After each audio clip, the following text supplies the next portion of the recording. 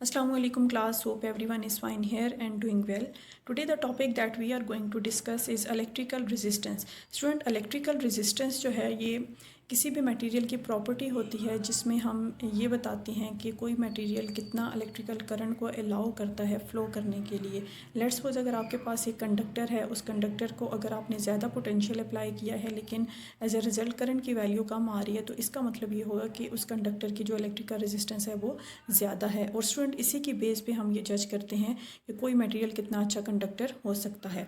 It is the property of a material और device also, ये device की property भी होती है क्योंकि अगर आप देखें, अगर कोई भी इलेक्ट्रिकल सर्किट है, उस इलेक्ट्रिकल सर्किट के अंदर अगर हम करंट के फ़्लो को कंट्रोल करना चाह रहे हैं तो उसके लिए हम खुद से रेजिस्टेंस प्रोवाइड करते हैं। सेकेंड ईयर में शायद जिन लोगों ने फ़िज़िक्स पढ़ी हुई होगी उन्हें पता होगा, जो हम during practical resistance box use करते हैं या फिर हम रियोस्टेट को यूज़ करते हैं। एक्चुअली ये रेजिस्टेंस डिवाइसेस होती हैं जो कि किसी भी इलेक्ट्रिकल सर्किट के अंदर इलेक्ट्रिक करंट की फ़्लो को कंट्रोल। मैथमेटिकली अगर देखा जाए according to Ohm's law V equals to I R होता है, और रेजिस्टेंस की वैल्यू अगर हम यहाँ से फाइंड आउट करें तो रेजिस्टेंस होगा V डिवाइडेड बाई आई, यानी कि ratio of potential difference to the current flowing through the conductor is equal to resistance. और इसके यूनिट्स होते हैं ओहम। अगर हम यहाँ पे 1 ओहम को डिस्क्राइब करें तो किस तरह से हम उसे डिफ़ाइन कर सकते हैं कि अगर 1 वोल्ट का पोटेंशियल डिफरेंस अप्लाई किया जाए और as a result 1 ampere current pass हो तो तब रेजिस्टेंस की वैल्यू होगी 1 ओहम के इक्वल। नेक्स्ट है resistance of the conductor. Conductor की रेजिस्टेंस दो पैरामीटर के ऊपर डिपेंड करती है, एक लेंथ के ऊपर और दूसरी क्रॉस सेक्शनल एरिया के ऊपर। यानी कि कोई भी कंडक्टर अगर उसकी लेंथ ज़्यादा है तो उसकी रेजिस्टेंस भी ज़्यादा होगी, क्योंकि यहाँ पे रेजिस्टेंस और लेंथ ऑफ द कंडक्टर दोनों डायरेक्टली रिलेटेड है।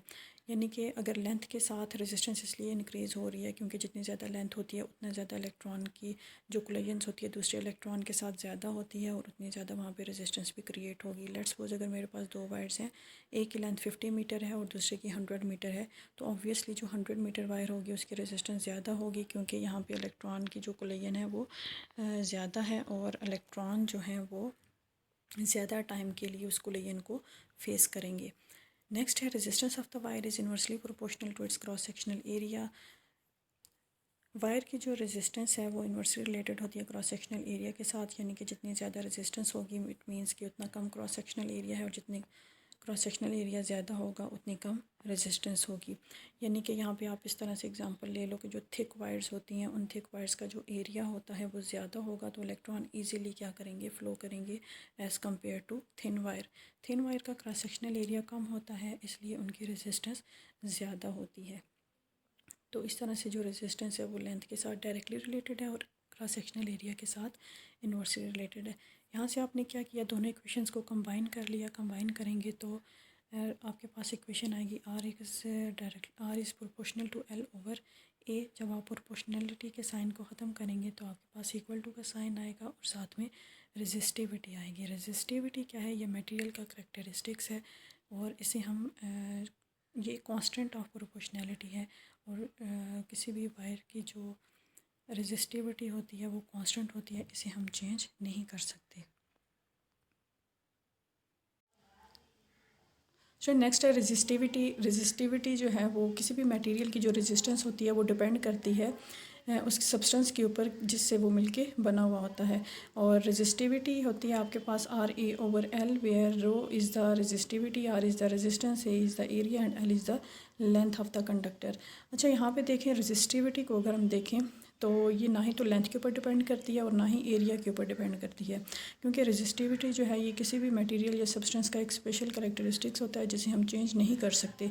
लेट्स सपोज अगर आपसे पूछा जाए कि 1 मीटर कॉपर वायर की रेजिस्टिविटी ज़्यादा है या 100 मीटर कॉपर वायर की रेजिस्टिविटी ज़्यादा है, तो इसका आंसर ये होगा कि दोनों की रेजिस्टिविटी सेम होगी क्योंकि दोनों का मटेरियल सेम है।